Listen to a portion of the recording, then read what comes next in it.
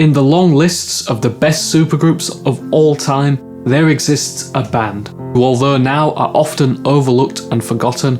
created their own special little genre and style of music, blending together elements of classical, rock, pop, prog, and jazz, and using wild instrumentation including harpsichords, classical guitar, double bass, electric guitars, synthesizers, giant drum solos, and even tubas into their sound, which has never been replicated before or since, and who were also wildly popular, having several UK top 10 albums and even scoring a #1 album and top 10 UK single in the year 1980. The band in question is Sky, who it could be argued are perhaps the most creative and diverse supergroup of all time, with each member of the group also being a star-studded virtuoso in their own right. In this video, we'll be exploring the story of Sky, the world's best supergroup you've never heard of.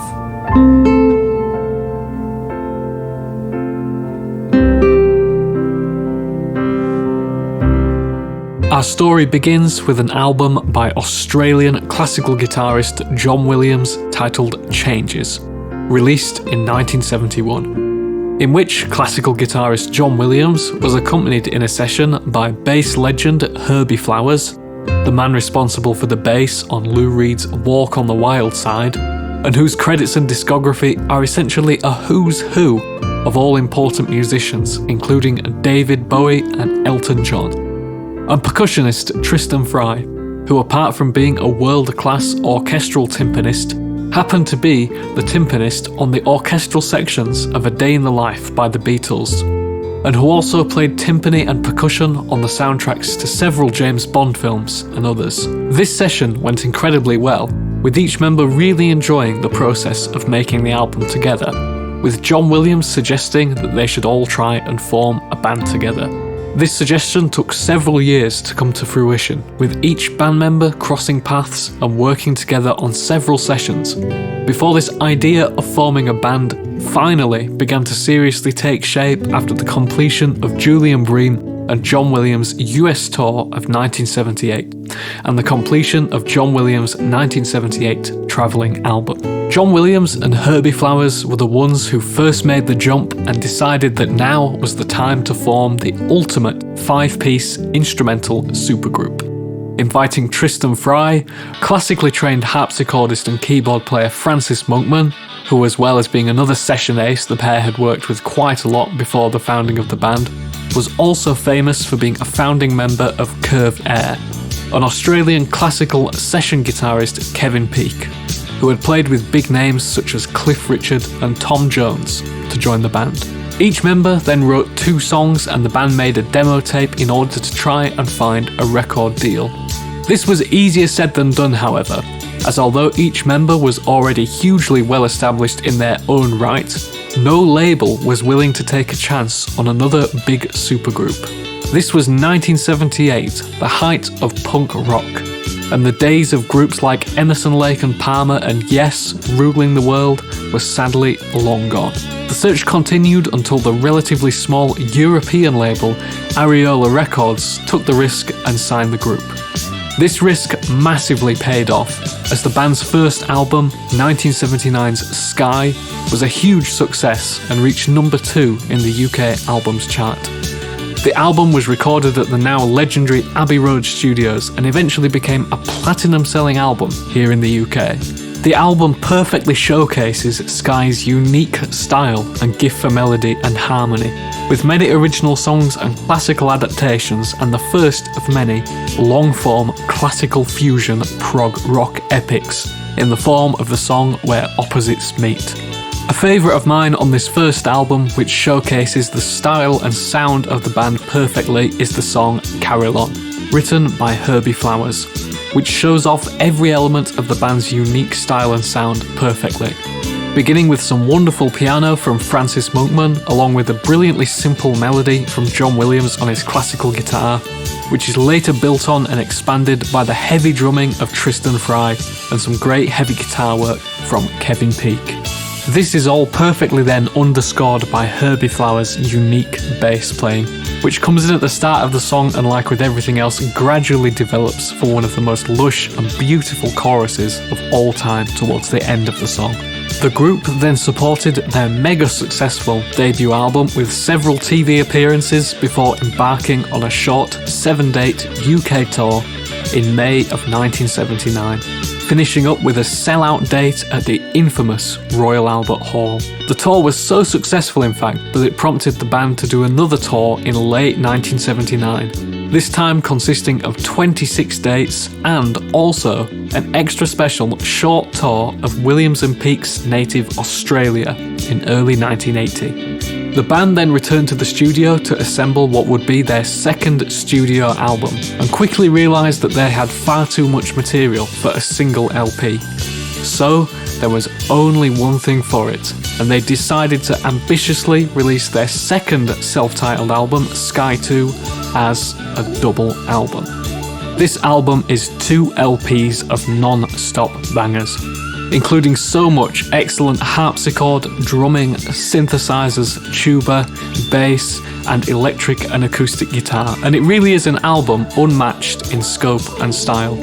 Sky 2 is a brilliant evolution of the first album and feels so well fleshed out and fully realised, and it being a double album gives it this brilliant sense of space and pace.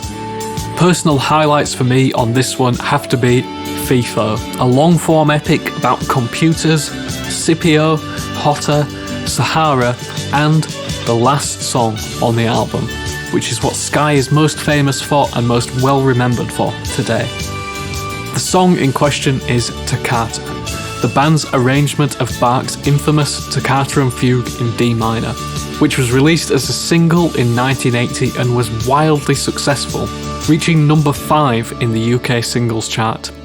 This meant the band were able to perform the song on Top of the Pops, which helped push the album Sky 2 to the number 1 spot in the UK album charts on the 3rd of May 1980, and making it the 10th best-selling album of 1980, and at the time the fastest-selling platinum double album of all time.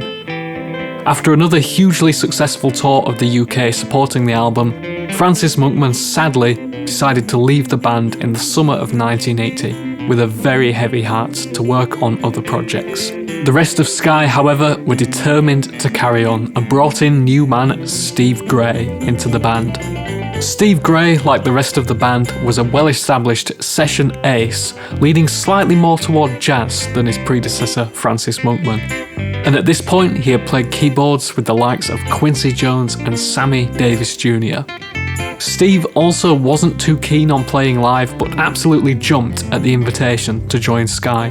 For the band's next album, the imaginatively titled Sky 3, they decided to have the ultimate launch party for the album, and on February the 24th, 1981, staged the only ever concert by a rock band at the legendary Westminster Abbey, where the band also celebrated and commemorated the 20th anniversary of Amnesty International. The concert was definitely a high point in the band's career, and thankfully was filmed by the BBC, and it's all on YouTube, and it really is a wonderful watch. Sky's live shows were, however, nothing like any other live show given by any other supergroup, as each member preferred to focus and play sitting down, once again leaning into the more classical side of performing. But despite this, audiences loved seeing them play, and without all of the brash and over-the-top showmanship of rock and roll, the band could just as easily command an entire arena full of energy and excitement, all whilst perched on their stools. Sky 3, once again, is the logical next step for the band, an evolution in terms of their writing and their sound. Gone are the sidelong epics, and in their place are much more upbeat and jazzier pieces. The album opens with a nice little intro titled The Grace before moving into ultimate Sky banger Chiropody No. 1, which nicely showcases their slight change of sound and arrangements, as this delightful number has great solos from each member, as well as a memorable main theme, all sandwiched into 4.5 minutes of joy, with the album once again breaking the top 10 in the UK album charts. After another successful tour, the band once again returned to the studio to assemble their next studio album, which once again was to be completely different from its predecessors, in that this time it would not contain any original material by the band and be made up entirely of classical adaptations. In the title department, it was however more of the same, with the album being named Sky 4, released in 1982. The album has some great moments on there, although for me it lacks the joy and the humour of the earlier works without having any original compositions to sink your teeth into. For their next album, Sky decided to go and give record buyers the complete Sky concert experience by releasing the album Sky 5 Live, which was a live album featuring mostly new material and for the first time showcased what a powerhouse the band was live to the record buying public. This album was once again a huge success for the band and was even successful enough to warrant a tour of Japan in May 1983, a real sign that Sky were on top of the world. Sky then returned to the studio to create an album which would sadly bring about the end of an era. The album in question is December 1983's Cadmium, an excellent release in my opinion, easily as strong and different enough to everything that had gone before it. The album even included Sky's Christmas single, Troika, based on a piece by Sergei Prokofiev, which I really enjoy. Sadly though, John Williams, due to the heavy touring schedule with Sky, decided to leave the group in early 1984 to continue with his classical career. And sadly, seen as John Williams was the group's biggest star, Ariola Records decided to sadly drop them from the label. This was not the end for Sky, however, as they were determined to press on and continue making music together,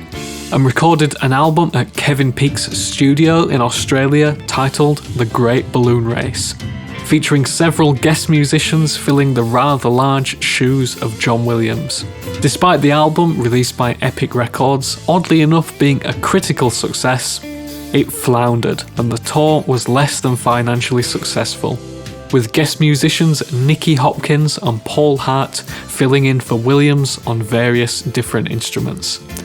Sky, however, undeterred by this, pressed on with their next album, 1987's Mozart, an album filled entirely with arrangements of Mozart pieces, which sadly sold terribly. Although the band were lucky enough to once again play the Royal Albert Hall in order to promote the album, which would be their last performance for some time. After a few one-off appearances, Kevin Peake decided to leave the band in 1991 to focus on his studio in Australia after 12 years with them. The group once again decided in true Sky spirit to carry on with his replacement Richard Durant. But however, the glory days of Sky were now long gone, the group's popularity and star having long since faded, with the band playing their last ever show together in May 1995 at an RAF tribute concert. Despite this, however, the group remain a strong favourite in the deeper circles of progressive rock, and still have a big following with legions of loyal fans who strongly remember the glory days of the band playing the Royal Albert Hall, the London Palladium, Westminster Abbey, and even Wembley Arena. Well, I hope you've all enjoyed joining me to geek out about one of my favourite obscure bands of all time, examining the huge and often forgotten history of Sky. I'd highly recommend to anyone who hasn't heard Sky to seek out their music, particularly I think the first 3 albums. Start with Sky 2 and you have my personal guarantee that you will be absolutely blown away. Thank you all for watching, I hope to see you all again very soon.